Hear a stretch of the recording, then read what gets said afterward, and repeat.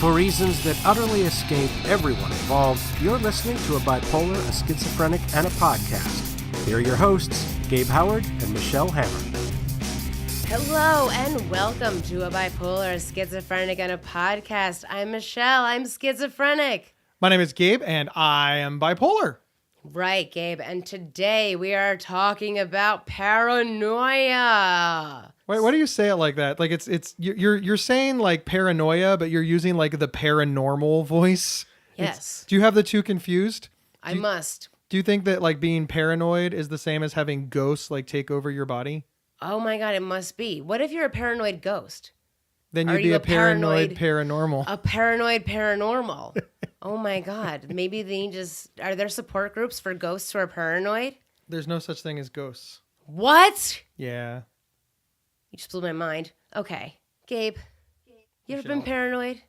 I'm paranoid constantly. I consider myself to be in recovery, but I'm paranoid all the time. But I'm much more interested in hearing from the paranoid schizophrenic. Oh, is that me? I mean, otherwise we've been lying to listeners for like multiple episodes. Yes, I am the paranoid schizophrenic. Let's think. When did my paranoia even start? I feel like I've been paranoid my entire life, really. I can start off by saying, I remember the first time I was not paranoid and I realized how paranoid I had been for so long. Explain this to me. You were paranoid and then you got treatment, so then you weren't paranoid, and that felt wrong to you? All through high school, all through the beginning of college, I was always had this idea. After every time I spoke, it was, did I say the right thing? Did I sound stupid? Every time I left a room full of people, I would always think, what do they think about me? Are they talking about me right now? Are they thinking that I sound stupid? Are they thinking that I'm dumb? Should I have left the room? Did I leave the room too soon? What happens next? But always thinking, like almost narcissistically, that everyone is talking about me all the time and everything they're saying about me is something negative. So I never knew what to say in front of who. So sometimes I would just stay very quiet, or maybe I would just think somebody hated me when they really didn't hate me at all, and I would just make a whole thing up in my head. But I remember when I got one doctor in college, he prescribed me a pill. And I didn't know what this pill was. I didn't know what I was going to do, but I decided to try it. And all of the sudden, I didn't care about what I was saying. I didn't care about what people thought of me. My mind was just quiet. I was relaxed, and I was like, oh my goodness, I think this is what it's like to not be paranoid. I feel so good. I feel good about myself. I think I could read a book right now. I think I could take a nap right now. This is the most amazing feeling I've ever had. I've never had such not a busy mind, and I've never had a mind where I didn't think that somebody somewhere was saying something bad about me. So it was like clarity. Like you had clarity. Yes, I remember I read a chapter of a book. Like, I have never been able to read books without thoughts racing through my mind that something bad was happening somewhere about me, or I can't do this, or horrible thoughts are just going through my head, and be able to actually comprehend a book.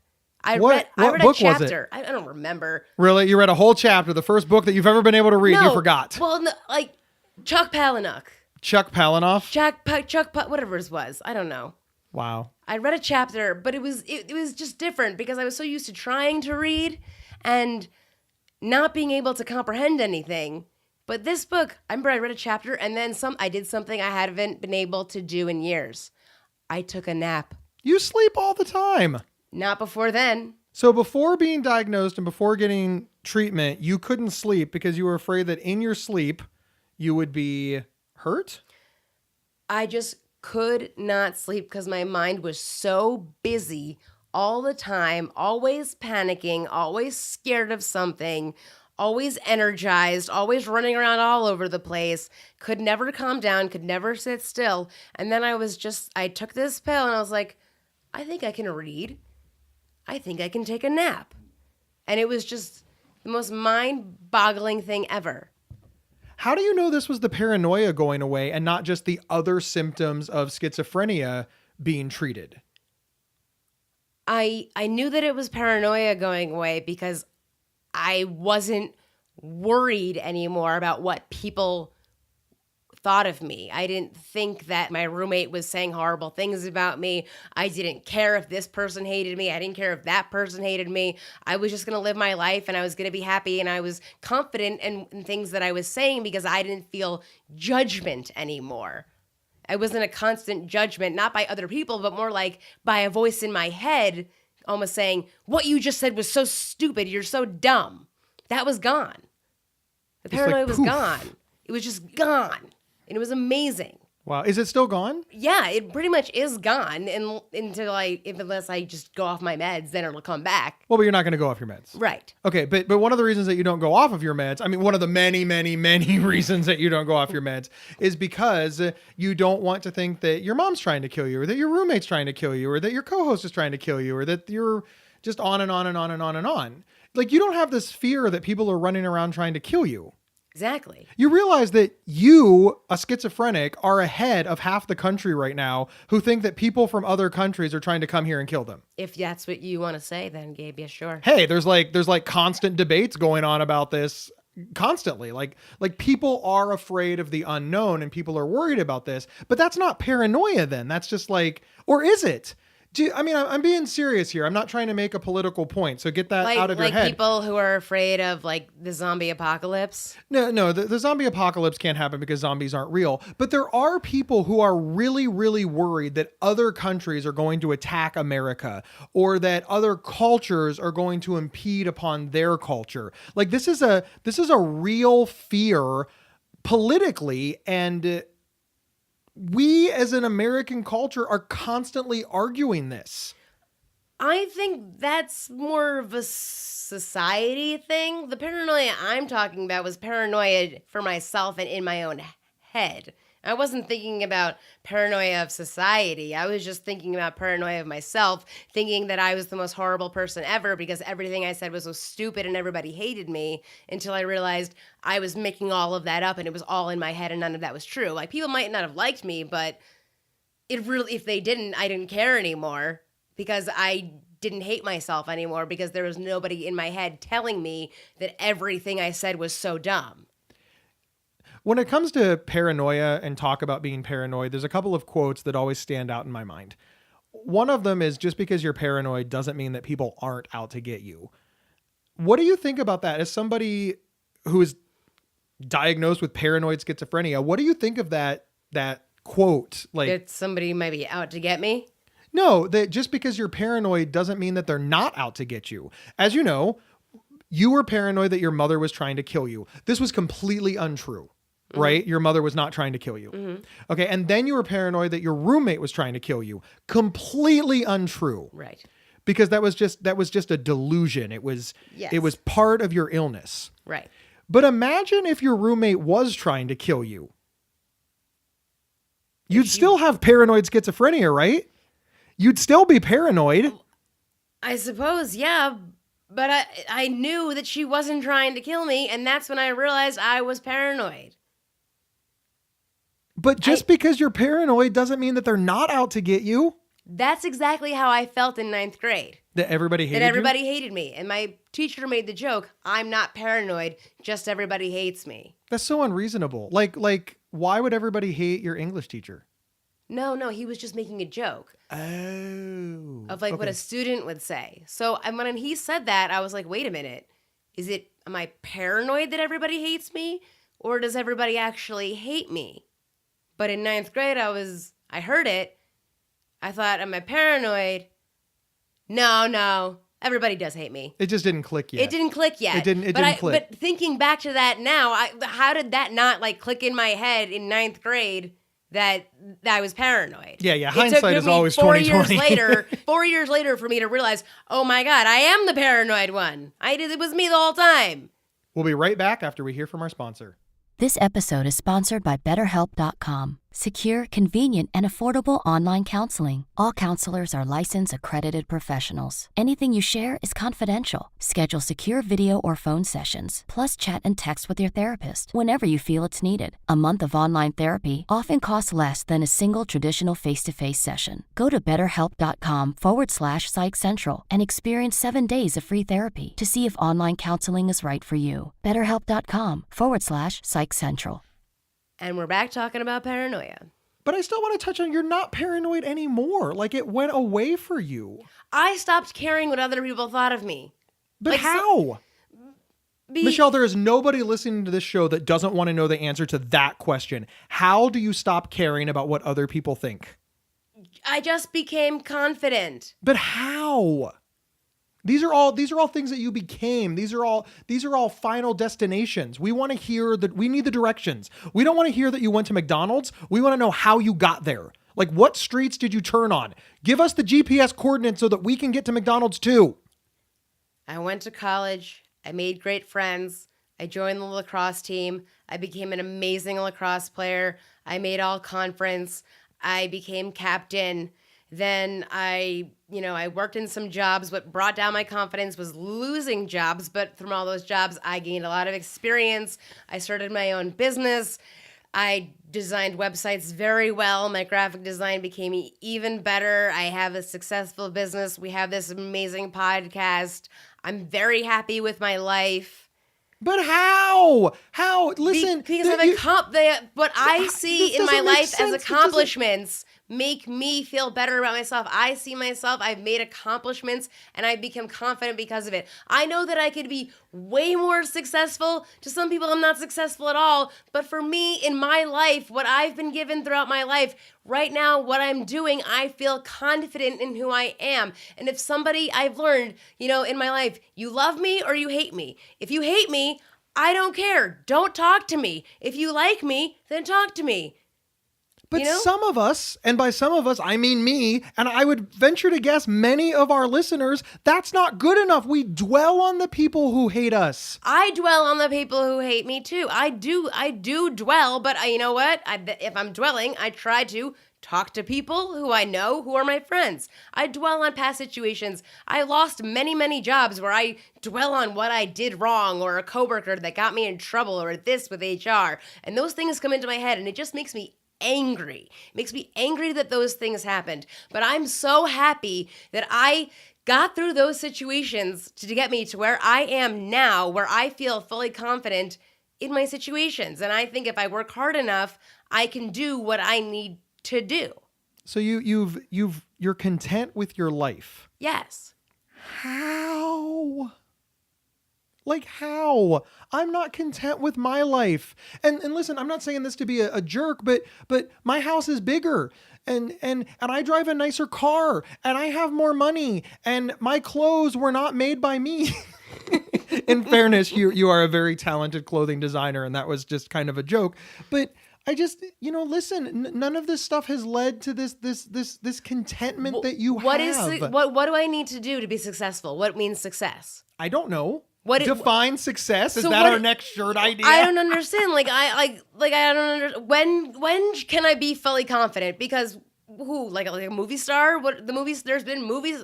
Marilyn Monroe killed herself, yet everybody loved her and said how beautiful she was. Was she not confident enough? Marilyn Monroe suffered from depression. She abused drugs and alcohol. And there's even more to the story that we don't know because, she's a celebrity and not like a person that we were able to talk to. But I think that maybe you don't understand what I'm asking. I understand that you're saying that you're looking objectively at your facts. And Michelle, your facts are amazing. You are an amazing person. And a lot of people should aspire to be as amazing as you are. I'm not trying to take that away from you. I'm just saying that there are a lot of people that have achieved amazing things. They've graduated college. They've met wonderful people. They have wonderful friends. They're in stable relationships. They have good jobs and they're still depressed. They're still paranoid. They're still unhappy. What did you do that even though you have all of these negatives, you're not concentrating on them? You are instead concentrating on your positives. Because I'm sorry, in the middle of the night, it doesn't really matter what I've achieved. All I can focus on is everything that I have ever fucked up always. And I can't get that thought out of my head. I know a pill you can take at nighttime that'll knock you out. You won't think of any of that. I have to say, it probably is also due to the fact that I take 7 medications daily.